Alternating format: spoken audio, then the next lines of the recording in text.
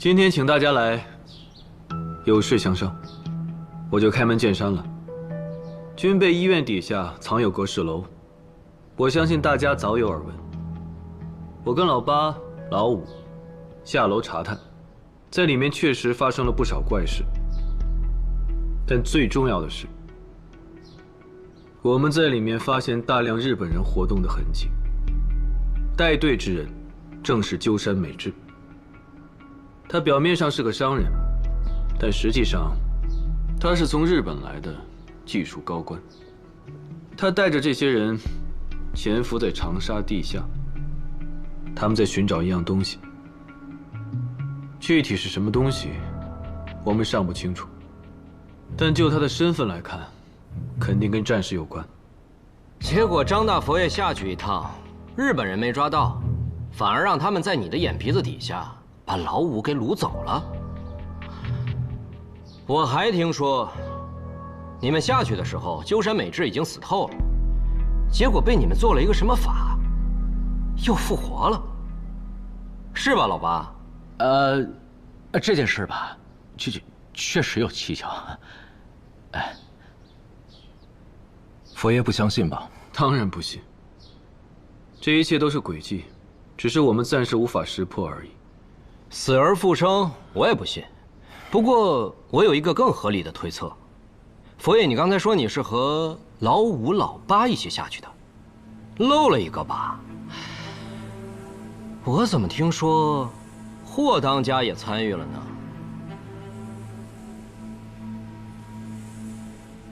霍家这些年的气势大不如前，要银子没银子，要人手没人手，早就不能吃这碗饭了。佛爷，你为什么还要带着霍家呀？图什么呢？哎，不是霍家，是就带了他一个，这就很奇怪了吧？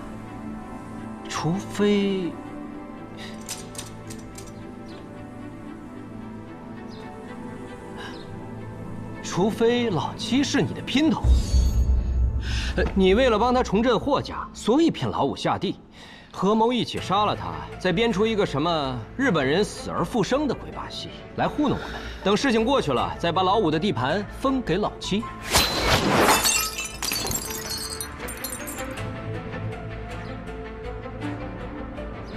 陈皮，你个欺师灭祖的东西，再敢胡说，我杀了你！我说错什么了吗？霍家选你当掌门，不就是为了拿你多赚点钱吗？我告诉你，你搭上佛爷，你这买卖做得不错。闭嘴吧，老四！你乱七八糟说什么呢？老七下去，佛爷根本就不知情。老七下去是奉我军令，谁有异议啊？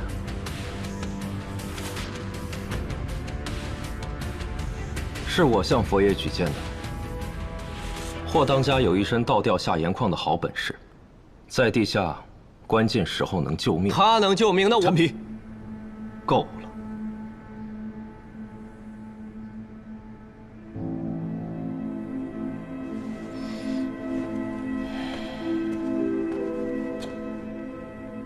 哼，反正老五死活关我屁事。现在既然那个什么阁室楼已经塌了，小日本也跑了，不就丢了条狗吗？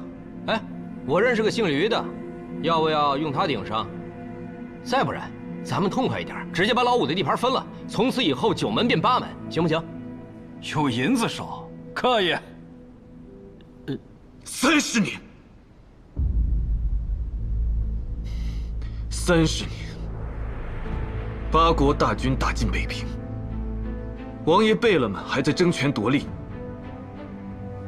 现在呢？现在到底谁还活着？现在日本人对东三省虎视眈眈，丹东更是朝不保夕。你们还奢望长沙能够独善其身吗？阁室楼里，日本人潜伏了多年，老五被掳走了，这一切并非偶然，他们精心设计，背后肯定藏有巨大的阴谋。如果我们现在还不合力应对，等日本人真的把炮火架在长沙城下，你觉得他们还会坐下来跟我们分地盘吗？我跟你们说，别说9门我们连立锥之地都没有。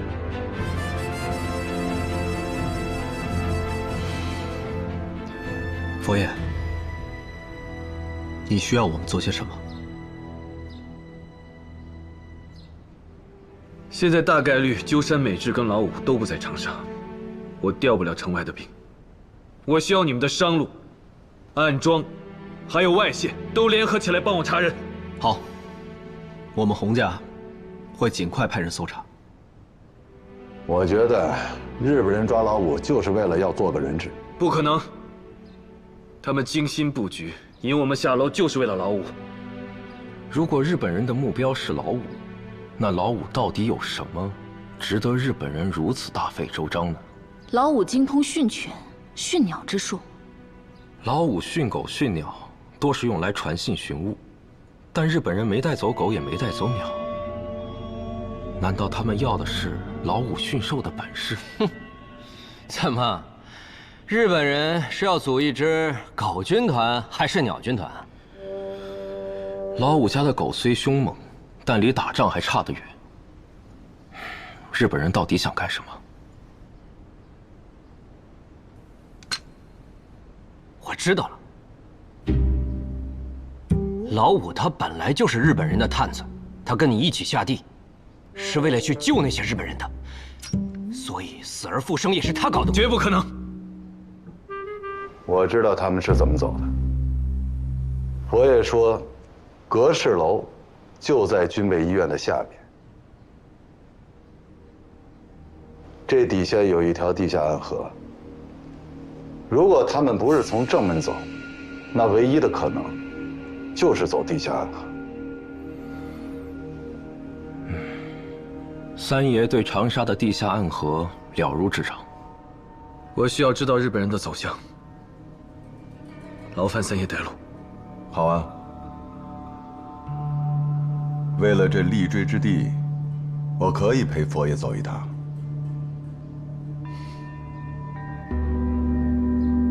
那今天劳烦各位。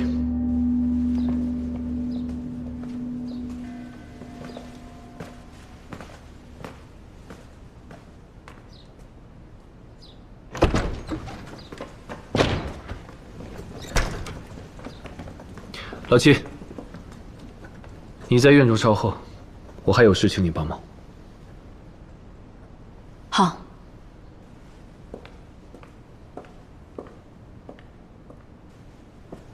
霍文海的事，我要不要出面？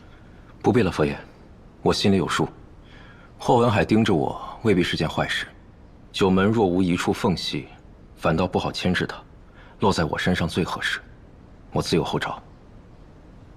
万事谨慎。放心吧，佛爷。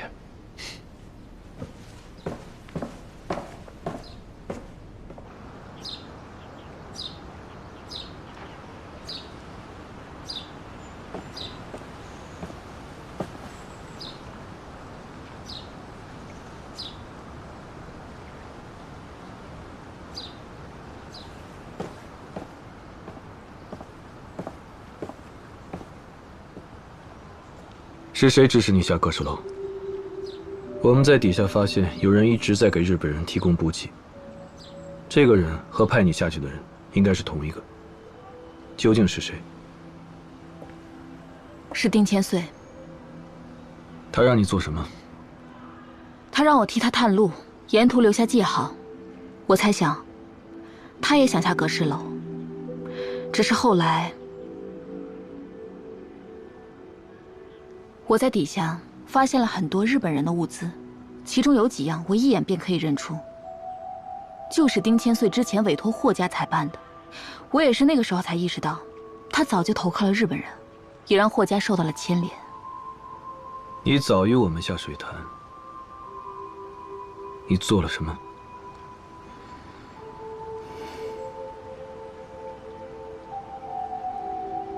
我不想再被人利用了。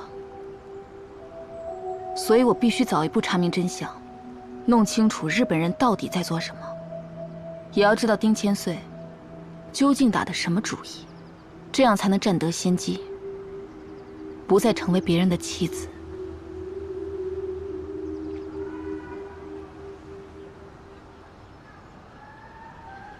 佛爷如果不相信我的话，可以去搜查霍家，或者也可以将我收押审问。我刚才保你，是因为敌情未明。你私自下阁试楼，一旦被公开，按照军法，我必须要严惩你。若有下次，不管什么理由，我绝不留情。你走吧，老五的事情还需要霍家多帮忙。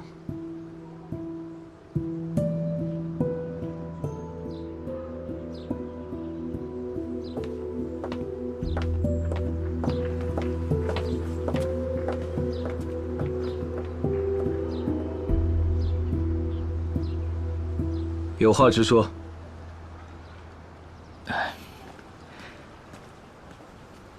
佛爷，其实我这里呢还有些线索，就是你跟老五进入水潭之后啊，我们在日本人的文档里面发现了一张照片，这照片上啊是用长发编成的格式老祖神像。这你也知道，世间能长出这般长发的人实属不多呀。可偏巧，我就知道一个。当时我也只是觉得巧合，但出来之后，我越想越觉得奇怪。他是什么人？早年间在我爹卦摊上算过卦的一个女客，头发颀长，应该是她。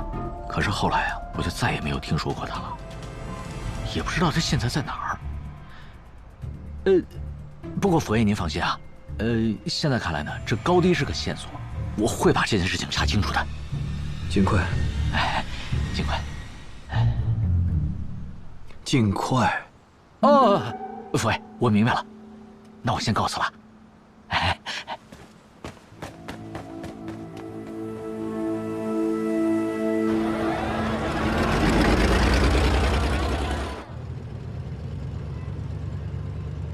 佛爷，看来真是丁千岁在搞鬼，可他不是个阉人吗？怎么会和日本人搭上关系？不只是日本人，他能够在长沙发家，背后主要靠的是美国人的暗中支持。怎么还有美国人的事？这个人的背景非常复杂，极有可能一手通日，一手通美，要动他，没那么容易。小鱼、小静，在，把丁千岁的情况调查清楚。我要把这个人连根拔起。是。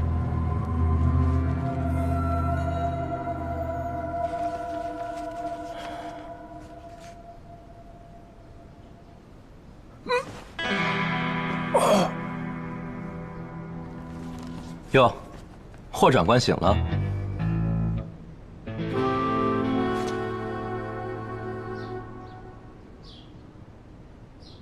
九门那帮人呢？霍长官，您误会了。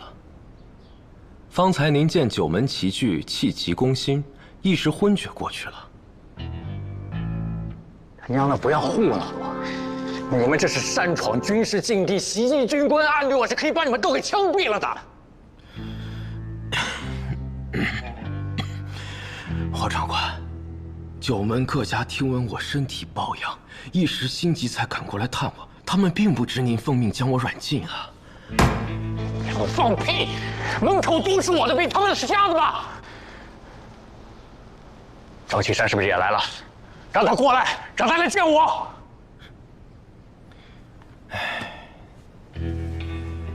佛爷确实来过，见大家贸然闯入，也是当场呵斥，让他们各自回去，闭门思过了。佛爷原本也要追究那些守卫的失职之过，可又想，那毕竟是您的人，他也不便越权处置，所以特地让我代话，还请您自行发落。你话已带到，说谢某身体不适，就先回去休息了。霍长官，近几日当少动些肝火，否则来日落下病根，那可就麻烦大了。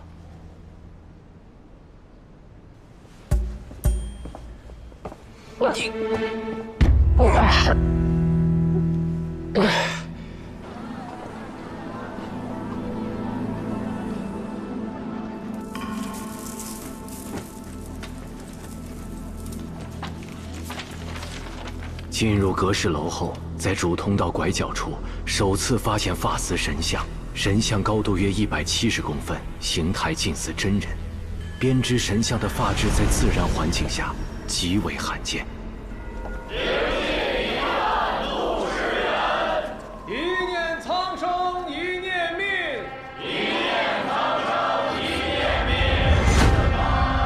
再无遗憾，再无憾；再无遗憾，再无憾。一名江湖术士声称亲眼所见，该女子曾偶遇阁氏老祖传教，随即与其信众同行。值得注意的是，这些信徒皆着古代衣饰。发饰装束全然不似当时，皆依循阁氏老祖的服饰而行。经后续追踪调查，那些发娘及阁氏教众，最后现身于西山一座道观。我方多次派人查探，但由于地形复杂且缺乏足够人手，未能进一步确认具体去向。目前该线索暂时搁置，待补充调查资源后再行启动。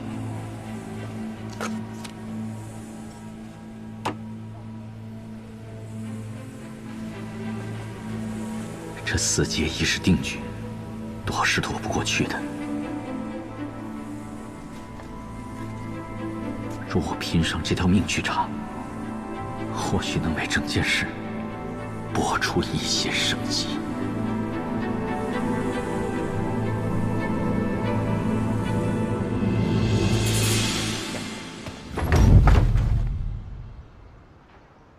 长官，张启山纵容九门私闯谢府，还在谢府里面开什么九门大会，这是公然藐视军纪。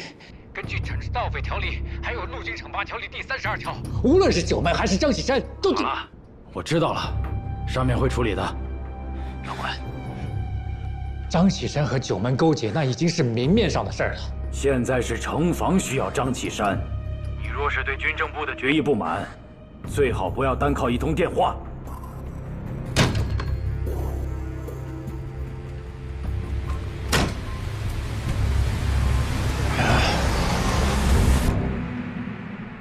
长官，霍文海又来电了，告张启山的状。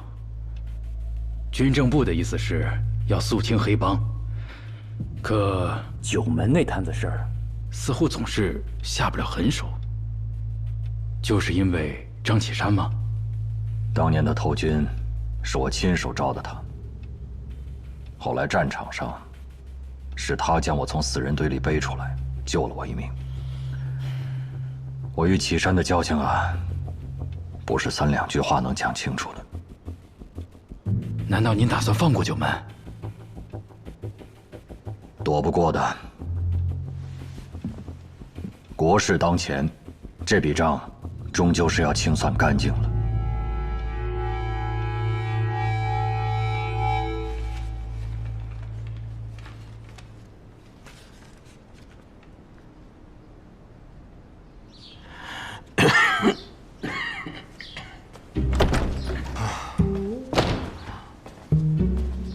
霍文海已经走了。老生常谈之后，自然是走了。不知四爷为何来我这求饶，不怕触了眉头？湘江里刚钓的螃蟹10两一只，其他几门都已经送达了，就你这儿进不来，我只能亲自跑一趟。你这么爱吃螃蟹，吃不到岂不是很伤心啊？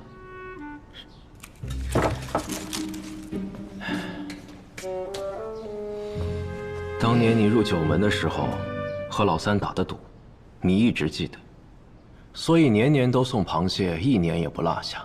四爷守信，果然与旁人不同。那是自然，我这般讨人嫌的，要是没个特别拿得出手的长处，还怎么会完成？我陈皮答应过的事儿，天王老子来了也改不了。可你也不用造谣，我喜欢吃螃蟹吧？每年送来的时候都说我爱吃。该不会因为我姓谢，你就觉得我爱吃吧？爱吃不吃，哪那么多废话？哼！困在这儿，不无聊吗？人到了一定年纪就知道，有时候能安稳坐着，已经是一种福气。你要是想出去，我可以想办法，只要不在长沙待着就行。哎，要不你跟着我干，保你过得比现在痛快。如果只是洗脱我的嫌疑，并不难。但只要我还是九门中人，早晚还是同样的结局。不是，我还以为九门里只有我知道，我们都不会有好下场的。九门能立得住，自然有他的道理，但这道理也不是永远都说得通。那时候世道乱，人心更乱，上面忙着打仗，底下人连口饭都吃不上。没了权力的约束，民间就自发生长出了替代性的秩序。九门不过是应运而生罢了。我们算不上什么好人，但至少让穷苦人有了条活路。现在，新的秩序已经建立，九门赖以生存的根基早已土崩瓦解。如今这世道，九门这种民间组织不仅多余，更是必须要铲除的威胁。老东西早晚都得完，有什么可留恋的？你不如先管好你自己，要么我帮你做条火文海。老规矩，100文我就干。啊，谢家如果要退，也不可能自己一家全身而退。九门早就是一条绳上的蚂蚱，如果上面真容不下九门，必然是要斩草除根，所以才派霍文海来。霍文海也生在九门，对九门的底细摸得一清二楚。而他越想继续往上升，就越是要证明自己跟九门毫无瓜葛。他是不会手下留情的，他一定会想尽一切办法彻底除掉九门。军政部除掉九门，是个不可逆转的时代变化。一个霍文海不行，就10个；10个不行，就1000个、10000个。所以九门的结局早已注定，你、我都逃不掉。既然你想得这么清楚，还有什么放不下的？很早以前我就知道，九门必死，但如今有了新的变数。什么变数？无业，无老狗。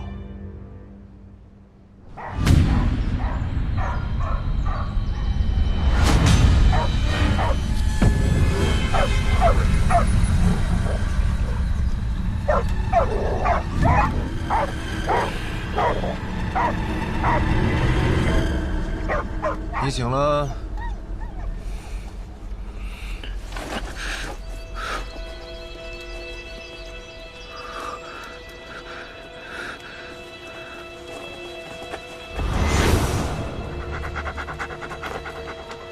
不要问这里是哪里。总而言之，你逃不掉。死而复活，你是人是鬼？这个世界上哪有死而复活？我亲眼看到的。那你猜，你有大把的时间猜猜，我们是怎么做到的？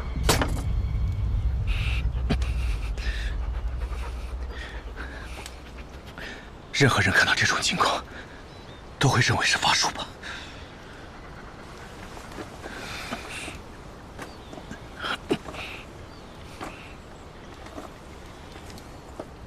是啊，这就是你们中国人伟大的地方。不过，我指的是古人，不是指现在的中国人。我在阁氏楼里的前2年一直以为法术是真的，我和你一样震惊。但世界上哪里有法术呢？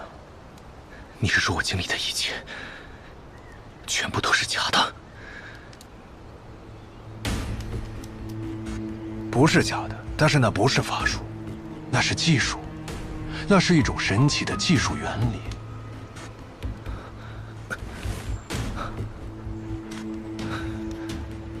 技术原理？是的，几千年前，中国的古人就知道了这种技术原理。但到了现在，你们反而不知道了，以为是法术。法孙子，你说的到底是什么？你不需要知道。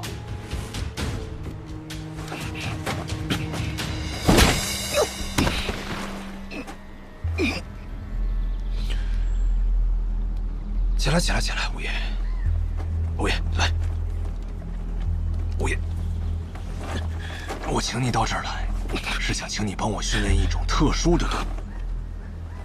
拜托了，如果没有它，我就无法进行我的下一步计划。我不干。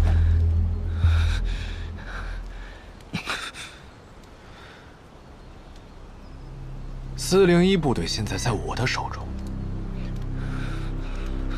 就是张启山拜托你寻找的那个401部队。如果你不帮我，我就把他们一个一个全杀掉。到时候，你和张启山的约定就无法履行，你的夙愿也无法达成。军人上了战场，就准备好了赴死。我是土匪，我也一样。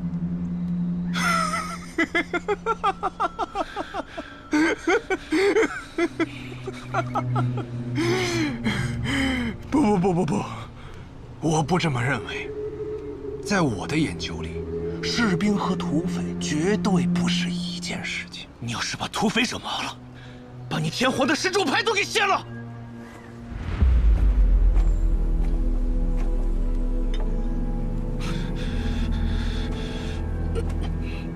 这样吧，五爷，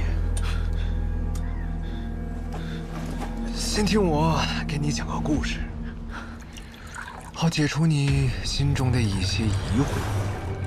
4年前，我潜入长沙阁氏楼，是为了探寻殷长生之秘。我被迫滞留地下，一困就是3年，直到你们当中的第一个蛀虫出现，事情才有了转机。我以为只要砸下足够的钱，就能轻易摆平这种事，毕竟人全都是贪婪的。可我万万没想到，他们花了那么长的时间，竟然只找到了丁千岁。他又折腾了好一番功夫，才勉强撬开了霍家的口子。彼时我们已经到了快要饿死的份上，差一点就前功尽弃。丁千岁拿着我们提供的经费，开始买通霍家。霍家要想继续站在九门之列，那就得有人伸手相助。钱我有，路子我也能租，霍家也得为我出一份力。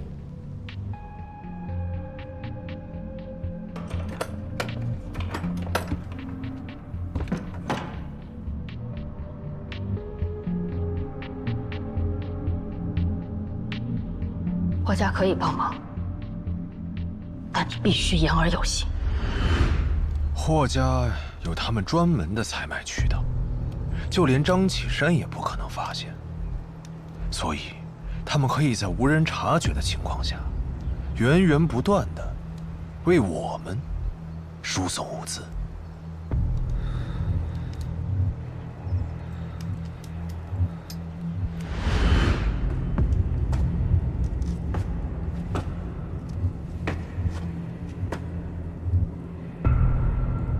而我在探查阁氏楼之际，发现山体上有一处裂缝，可与外界相通。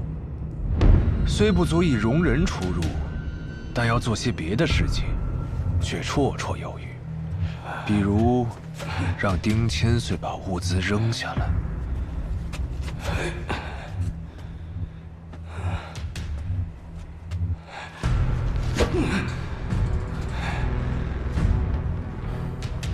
还看，记得跪。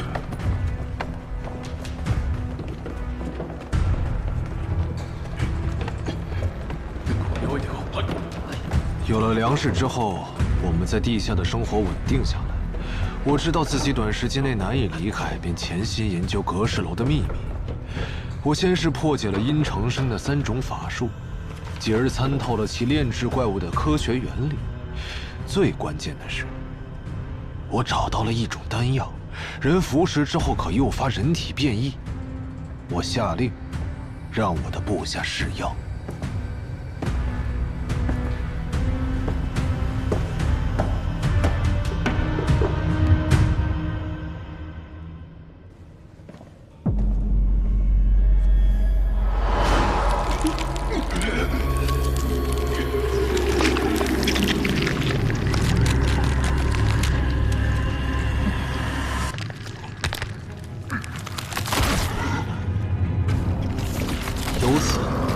终于有了一个人可以攀爬悬崖，离开阁氏楼了。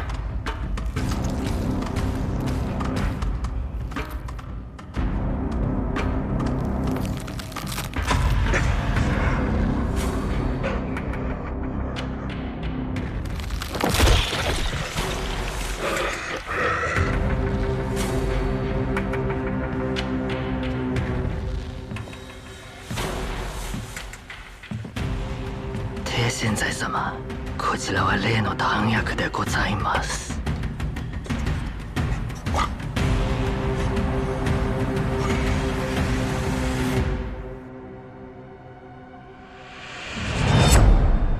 我在阁氏楼里整整困了3年，3年，我几乎参透了这栋楼里所有的秘密。所谓阁氏楼，不过是一个被精心设计的巨大骗局。随着我的研究越来越深入，我发现这阁氏楼也不过只是一个起点，它通向一个更加神奇的地方。这里是不是只有通过地下暗河才能到达的地方？不愧是九门的五爷，啊，真聪明。是的，我们就是通过地下暗河，走了几百公里，才在一个隐秘的出口出来，来到此地。但此地也不是我们此行的最终目的地，要想到达那个地方，非你不可。所以我没办法，只能把你抓过来了。但是不能在长沙城动手，那样冒的风险很大。因此，你得让我自己送上门来。没错，我让丁千岁做了一块旧石碑，然后买通了401的几个人，让他们引诱部队去挖。他们在前面编故事，后面的人绝对会被吸引。其实年岁的药丸早就混在了泥土之中，只要他们动手，泥巴就会溅上身，他们就会中毒，就会变得痴迷呆傻。然后我再让我的人引诱他们下阁氏楼，诱惑张启山。终于，你来了。你为何不让你的部下直接把我带走呢？你以为我没这么干过吗？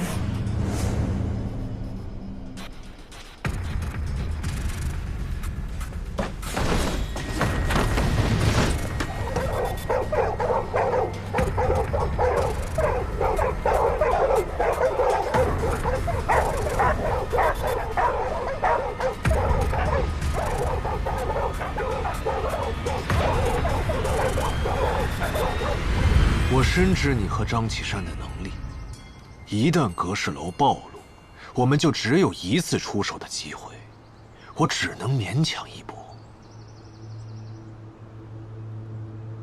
那你为何要我完成那3个法术呢？不要冤枉我，我可没有让你完成那3个法术，那是你自己想象的故事。人类啊，就是这样相信自己的想象，什么法术呀，或是这个世界上其他美丽的事情，都是你们自己想象出来的。看来我的判断全错了，你并没有逼我完成那3个法术，这都是我的臆想。你什么毛病？有3个法术吗？真的做过判断吗？真的有法术吗？什么意思？把话说清楚。你现在的疑惑，正是那个秘密所带来的效果。正是那个秘密，让那个楼里的法术看起来跟真的一样，让所有人都相信格氏老祖靠他创立了邪教，殷长生是真正的仙人，他的信徒对他们的神力深信不疑。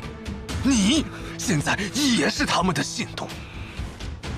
我们日本人是坦诚的，我坦诚地告诉你这一切。敬我一杯。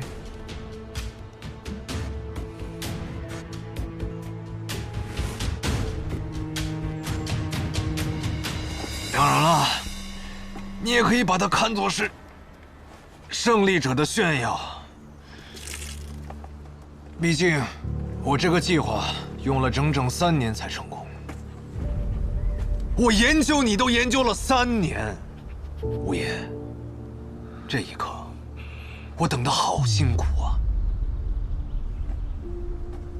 对了，所有一切霍家都有参与。霍仙姑虽然不知情，但她是家主，一旦暴露，霍家头日，她是要担责任的。如果你不帮我，霍仙姑不会死在日本人的手里，她会死在军政部除奸队的手里。我知道你还想逃走，但事已至此了，你只能一边帮我训练那个动物，一边找机会逃走。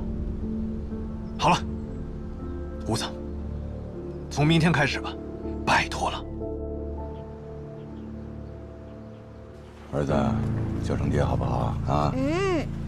叫声爹，晚上爹给你好吃的。嗯。叫声爹。说什么呢？带他出去玩吧，出去玩啊！去。嗯。好，出去玩啊！哎。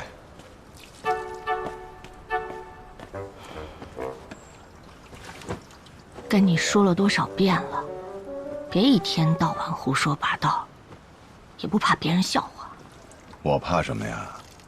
大哥都死了这么多年了。问题是孩子都这么大了，你还不愿意搬到这个院里来？你就不怕被别人笑话吗？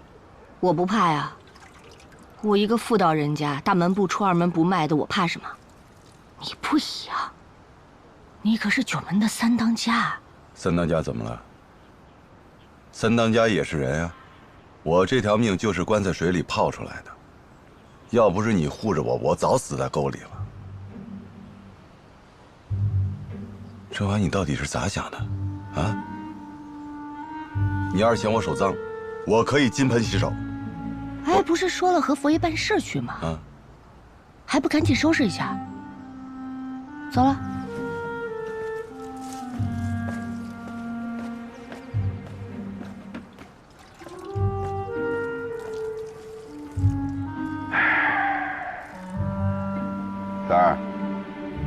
三儿，三爷，你过来。你说你嫂子……三爷，您不是要跟佛爷出门吗？我去收拾东西。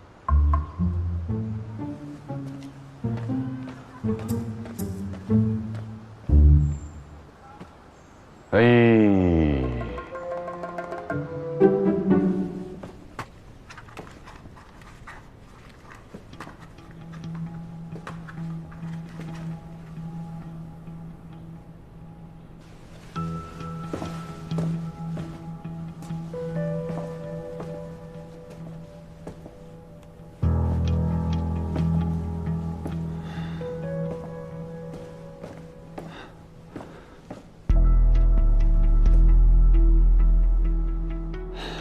怎么会没有丁千岁的名册呢？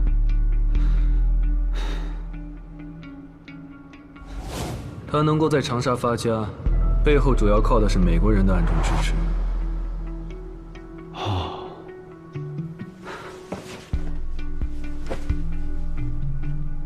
去请三爷。是。佛爷，三爷已经到了，在门口要见您。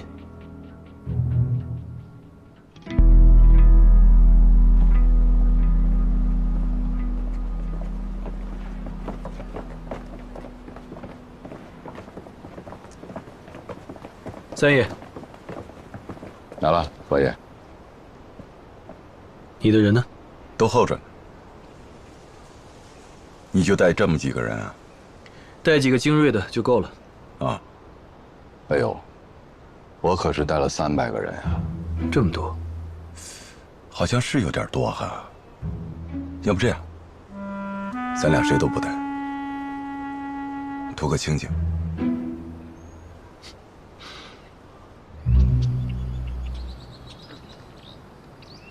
找地下暗河，为什么往山上走？佛爷，你在行的是打仗，却不懂地脉。这地下暗河走的是古河道，山上的局势早就变了。不过山下倒是有一个岔口，可以兜过去。走下面要多久？2、3天吧。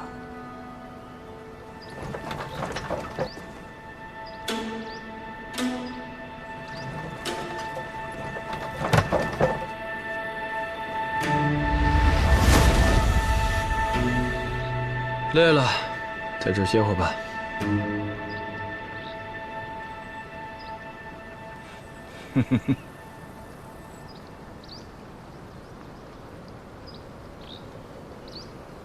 佛爷想把我推下去吗？没有。是吗？所有九门的人都这么干过，就差佛爷你一个人了。那老八也是吗？我看过他的眼神，他绝对有这种想法，但是太可惜了，他的手太抖。哼，三爷应该也乐在其中，不是吗？我觉得能杀我的人，应该还没生出来呢。走的位置越高，摔下去就越疼。但你想过没有，如果不走这么高的位置，怎么才能欣赏到这般好的风景呢？不是吗？以三爷的财力，有没有想过隐退，过点清闲的日子？我身后的这帮兄弟啊，都指着我吃饭呢。当然了，我身前还有更多盼着我死的人。所以你说我这身子骨，一旦闲下来了，我估计都不用我种，它坟头草就已经长满了。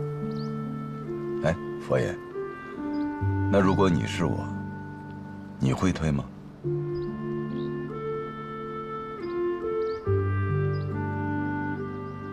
所以啊，别想那么多，而且想多了也没用。眼下这个事情是倭寇惹的祸，咱们只要齐心对外就行。我估计日本人都没有想到，有朝一日，他会让我这么一个废人拦住了路。啊？三爷不要妄自菲薄，在九门里，最纯粹的，一直都是三爷。我们或多或少都沾染了一些杂味，希望三爷可以一直保持住这份纯粹。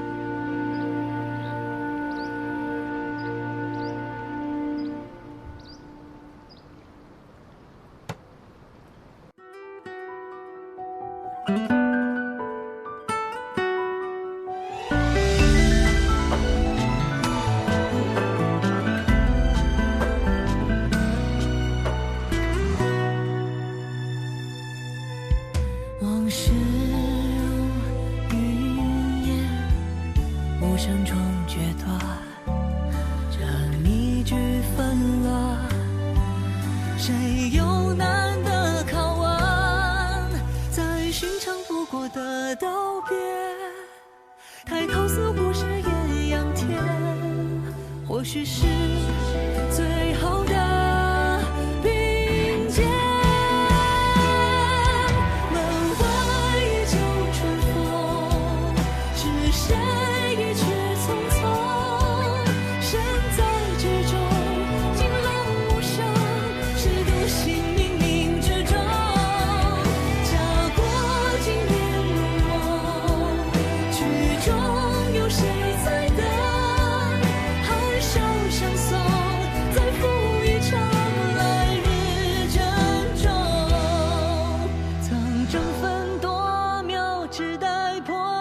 笑，情意长留，冤仇终报，宿命落网中，谁都无处可逃。生死如刀，也曾年少，有心同往海浪惊涛，留一点余火照前途飘摇。门外依旧重逢，是谁一去匆匆？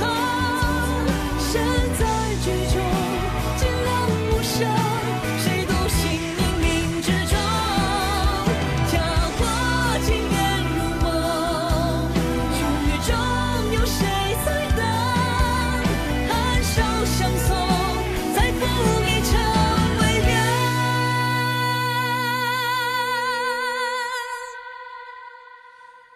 来日珍重。